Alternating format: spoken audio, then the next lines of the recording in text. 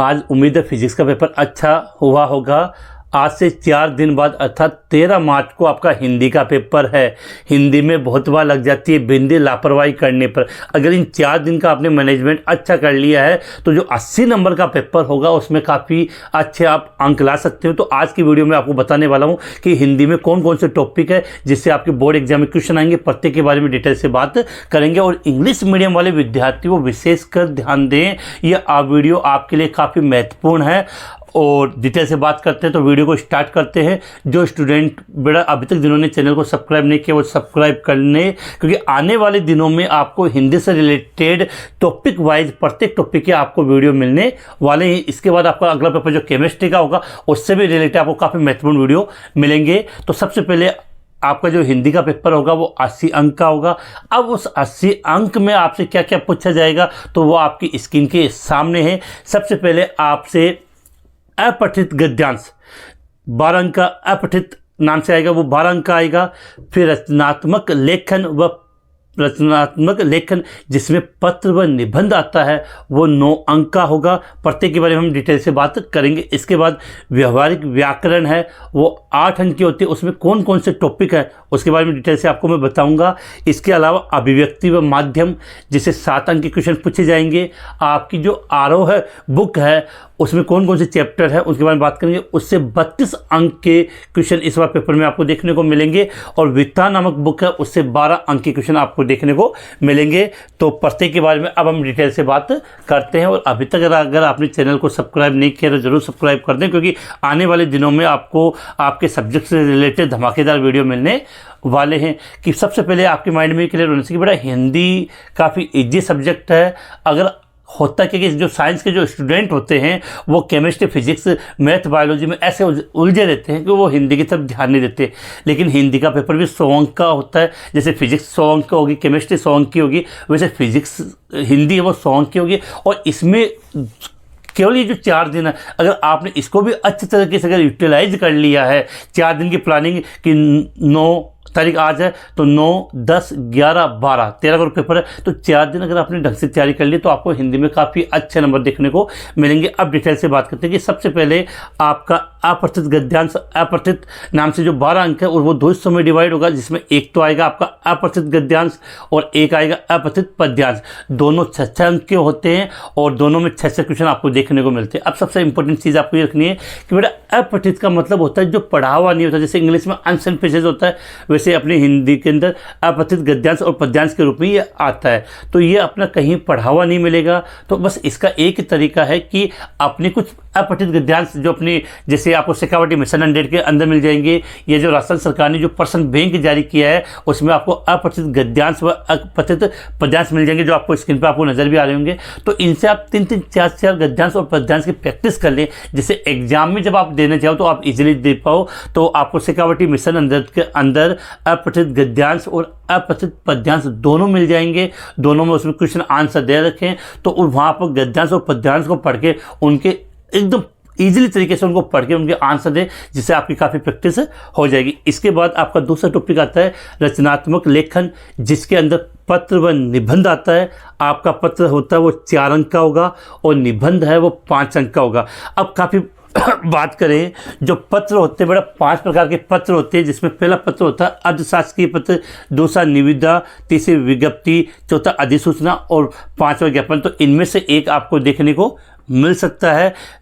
इसके बाद अगला आता है निबंध। तो निबंध के लिए अगर बेटा हम बात करें तो निबंध सब जानते हो, जब से आपने पढ़ना स्टार्ट किया निबंध हम लिखते हैं। लेकिन वर्तमान में जो निबंध का जो प्रारूप है, क्योंकि निबंध में नंबर कट जाते तो हमें 5 में से 5 नंबर निबंध के लिए लिखने हैं। तो निबंध और पत्र, इसके बारे में आपको डिटेल से एक अलग से वीडियो मिल जाएगा। यहाँ पर मैं कुछ महत्वपूर्ण निबंधों के बारे में बता दूँ कि जैसे वर्तमान परिप्रेक्ष्य में विद्यार्थियों के लिए इंटरनेट की आवश्यकता, राष्ट्र के प्रति हमारा दायित्व है, सोशल मीडिया पर समाज का प्रभाव, पर्यावरण प्रदूषण, नारी शिक्षा आज की आवश्यकता, या क्या बोलते बेटी बचाओ बेटी पढ़ाओ, आतंकवाद, योग स्वास्थ्य की कुंजी और स्वस्थ भारत अभियान। तो ये महत्वपूर्ण निबंध है। निबंध के लिए और पत्र के लिए आपको एक अलग से वीडियो मिल जाएगा, शाम तक आज अपलोड हो जाएगा, तो उसको देखकर आप इजीली समझ पाओगे। इसके बाद बेटा हम बात करते हैं व्यवहारिक व्याकरण, जिससे आपके 8 नंबर के क्वेश्चन पूछे जाएंगे।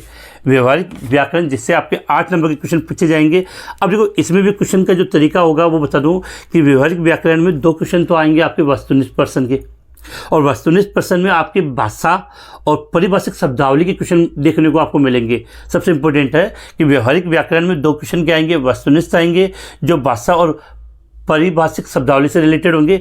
इसके अलावा 6 क्वेश्चन आपको रिक्त स्थान से रिलेटेड देखने को मिलेंगे, जिसमें आपको अलंकार, शब्द शक्ति, भाषा व पारिभाषिक शब्दावली से रिलेटेड आपको फिल इन द ब्लैंक वाले क्वेश्चन देखने को मिलेंगे। तो ये आपको कहाँ से पढ़ने हैं इसका भी मैं बिल्कुल मैं कह रहा हूँ, एक एक टॉपिक का के लिए आपको अलग अलग वीडियो जरूर मिलेंगे। इस बार हिंदी के लिए हमारी टीम ने काफ़ी अच्छी मेहनत की है और काफ़ी आपको वीडियो अच्छे मिलेंगे। तो इस प्रकार से व्यवहारिक व्याकरण के आपके 8 अंक के क्वेश्चन इस बार एग्जाम में पूछे जाएंगे।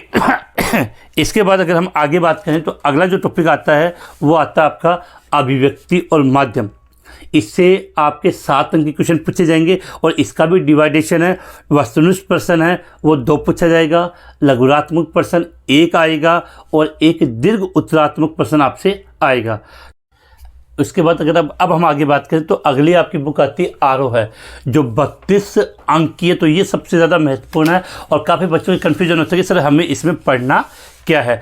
तो जो आरोह बुक है वो कितने अंक की होगी, 32 अंक की होगी। और इस जो आरोह जो आपकी बुक है उसमें 2 आपको खंड मिलेंगे, एक होता है पद खंड, दूसरा होता है गद्य खंड। तो पद खंड में आपको पता होना चाहिए कि कौन कौन से कवि है जिनका कवि परिचय आपको याद होना चाहिए और कौन कौन से चैप्टर हैं उनके। इसके अलावा गद्य खंड में कौन कौन से लेखक है तो उनका परिचय आपको अच्छे तरीके से याद होना चाहिए। आपको ये चीज़ें सब आपकी स्क्रीन पे नज़र आ रही होगी। जैसे पद खंड की बात करें तो उसमें पहला होगा हरिराय बच्चन से, जिसकी जो पढ़ेंगे हम, आत्म परिचय, दिन जल्दी जल्दी ढलता है। दूसरा आलोक, तीसरा कुंवर नारायण, चौथा रघुवीर सहाय, 5वां शमशेर बहादुर सिंह, 6ठा सूर्यकांत त्रिपाठी, 7वां तुलसीदास, 8वां फिरोक गोरखपुरी, 9वां उमाशंकर जोशी। तो इनके चैप्टर के नाम आपको दिए हुए, तो उनको हमें उनके जो पद है वो हमें ढंग से पढ़ने हैं। और प्रत्येक जो ये जितने भी कवि हैं इनका हमें कवि परिचय अच्छे तरीके से याद होना चाहिए। तो कवि परिचय मैं आपके लिए इन सभी का आपको अवेलेबल करवा दूंगा, जिसको आप अच्छे तरीके से पढ़ लोगे तो कन्फर्म है कि कवि परिचय एक तो आपको मिलेगा। तो ये 9 है तो 9 में से एक का कवि परिचय आएगा, तो 9 को तो याद करना कोई बड़ी ज़्यादा बात नहीं है। उसी प्रकार से गद्य खंड की बात करें जिसमें आपका लेखक परिचय आता है, जिसमें महादेवी वर्मा, जनेंद्र कुमार, धर्मवीर भारती, फणीश्वर नाथ रेणु, हजारी प्रसाद त्रिवेदी, बाबा साहब भीमराव अंबेडकर जी। तो इनका आपको जो लेखक परिचय वो अच्छे तरीके से याद होना चाहिए। इसके अलावा क्योंकि जब दूसरी बात की काफ़ी विद्यार्थी ऐसे होंगे जिन्होंने बुक को पढ़ा ही नहीं होगा, तो जो जितने भी चैप्टर है इनका सारांश की PDF रेडी हो रही है। तो जैसे रेडी होगी वो आपको अवेलेबल करवा दी जाएगी। तो सारांश एकदम शॉर्ट में, चैप्टर का पूरा सारांश वो आपको शॉर्ट में मिल जाएगा, जिसको पढ़ने के बाद आपको ज़्यादा भी नहीं तो थोड़ा बहुत मोटे मोटे जो बिंदु हो चैप्टर के वो आपके माइंड में रह जाएंगे। इसी प्रकार से आपकी जो नेक्स्ट बुक है उसका नाम है वृत्तान, जिससे बोर्ड एग्जाम में 12 अंक के क्वेश्चन पूछे जाएंगे, जिसके अंदर एक तो आपकी सिल्वर पेंटिंग, मनोज श्याम जोशी की, जूझ आनंद यादव और अतीत में दबे पाव ओम थानवी की है। तो इनको अगर आप, और यहाँ से जो वितान है, वितान में से तो केवल आपको क्या देखने को मिलेगा, प्रश्न आंसर आएंगे, तो जिसमें छोटे बड़े सभी प्रकार के क्वेश्चन आंसर आपको देखने को मिलेंगे। जबकि जो अपनी आरोह बुक है उसके अंदर एक गद्य पद और एक गद्य और पद दोनों पद्यांश मतलब दोनों आएंगे और उनका आपको संक्षिप्त में वर्णन करना होगा। इस प्रकार से अगर आप देखोगे तो आपके पेपर में जो 80 नंबर के क्वेश्चन हैं वो आते हैं। और इनमें सबसे पहले जब हम पेपर एग्जाम में देने जाते हैं तो अपने माइंड में ये बात क्लियर होनी चाहिए कि जो 4 दिन बचे हैं, 4 दिन में ये टॉपिक है, ये इतने नंबर के हैं, इनमें से इस प्रकार के क्वेश्चन पूछे जाते हैं और हमें इसको इस प्रकार से तैयार करना है कि जिससे कम से कम समय में अच्छे नंबर प्राप्त हो सके। हिंदी में परेशानी क्या होती है कि हिंदी में पढ़ने पे तो याद हो जाता है, लेकिन ज़्यादातर विद्यार्थी ये बोलेंगे कि हमारे पास मैटर नहीं है। तो मेरा प्रयास रहेगा कि हिंदी के अंदर आपको लगभग मैटर है वो अवेलेबल करवा दिया जाएगा। शेखावटी मिशन 100 की PDF तथा राजस्थान सरकार ने जो पर्सन बैंक जारी किया गया है, उन दोनों की PDF मैंने जो व्हाट्सएप ग्रुप है उसमें भी शेयर कर दी और टेलीग्राम चैनल है उस पर भी डाल दी है। और जो विद्यार्थी फर्स्ट बार इस वीडियो को देख रहे हैं, वीडियो के डिस्क्रिप्शन में व्हाट्सएप ग्रुप और टेलीग्राम चैनल का लिंक दे रखा है, वहाँ से आप दोनों को ये PDF मिल जाएगी। इसके अलावा जो मैटर हमारी टीम ने तैयार किया है वो भी आपको अवेलेबल करवा दिया जाएगा। अपने जितने भी साथी हैं उन सभी तक आज के इस वीडियो का लिंक शेयर कर दे, जिससे उन तक ये सूचनाएं पहुंच सके और वो 4 दिन में अच्छे तरीके से मेहनत करके अच्छे अंक प्राप्त कर सके। इसी के साथ हम इस वीडियो को समाप्त करते हैं, फिर मिलेंगे नई वीडियो के